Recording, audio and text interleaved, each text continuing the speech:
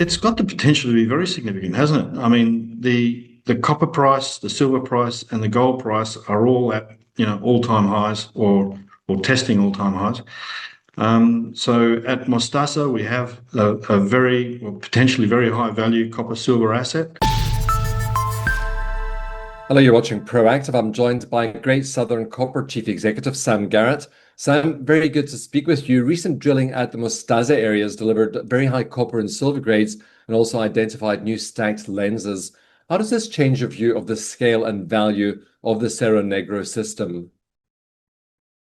Thanks, Stephen, and good morning. Yes, it's an important question and one that we're obviously eager to answer. And the more drilling we do, the more information and further down the track we get to getting an answer. I mean, the architecture of this Mostaza system is complicated, but the realisation in the recent drilling of the potential for stacked lenses is clearly going to give us the opportunity to expand the potential size of this deposit. Now that's within the Mustaza pit itself. Time will tell whether that continues down the trend, down the Mustaza fault zone that we're also drilling with another rig and the RC rig. But this is a very welcome sign for the company and for the potential growth of this deposit. You've already started metallurgical testing. What early signs are you looking for to confirm that Cerro Negro could be a robust project? The initial idea behind the met tests are to give us an idea of the recovery of the copper and the silver, and with that we can then quote results in either copper equivalent or silver equivalent. I mean, we could now, but it's better to have an understanding of the metallurgy to give you a more robust figure. So I think quoting in copper equivalent, for example, would give us the opportunity to, or for spectators of the stock and the project to better understand where this project sits against other copper assets, for example. 20 meters of 3.3% copper and 270 grams silver. So it sounds very good and very exciting, and it is. But calling that, say, 5% copper gives it extra enhancement, and perhaps is better for many to understand. At your Viuda Negra prospect, early drilling points to a large porphyry-style gold system. How significant could this be alongside your copper and silver discovery, Sam? Well, it's got the potential to be very significant, hasn't it? I mean, the copper price, the silver price, and the gold price are all at all-time highs or testing all-time highs. So at Mostaza, we have a very, or potentially very high value copper silver asset, and we're working very hard towards advancing that. Viuda Negra, we've demonstrated that's our second discovery for the year, discovery at the drill face.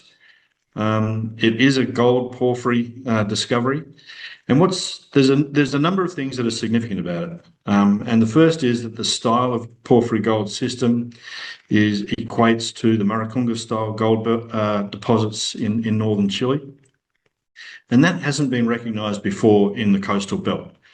So that's significant.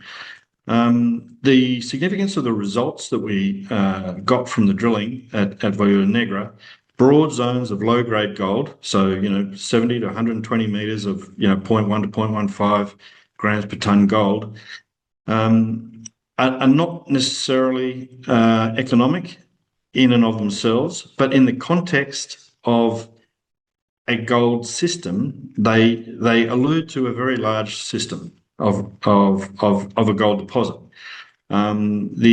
We mentioned in the release earlier in the year that the holes intersected a narrow porphyry or a mineralising porphyry, and where it did, the gold grades shot up immediately to sort of 0.4, 0.5 and 0.12% copper. So they are economic grades. So, it tells us that we're potentially not very far away in the context of a gold porphyry such as Caspice, for example, which is 1.5 billion tons of half a gram gold.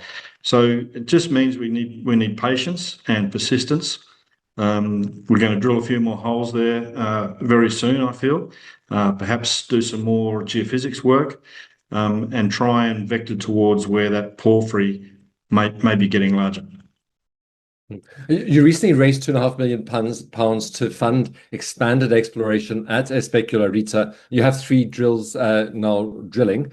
What are the key news flow and milestones investors should expect next, Sam, as we head into 2026?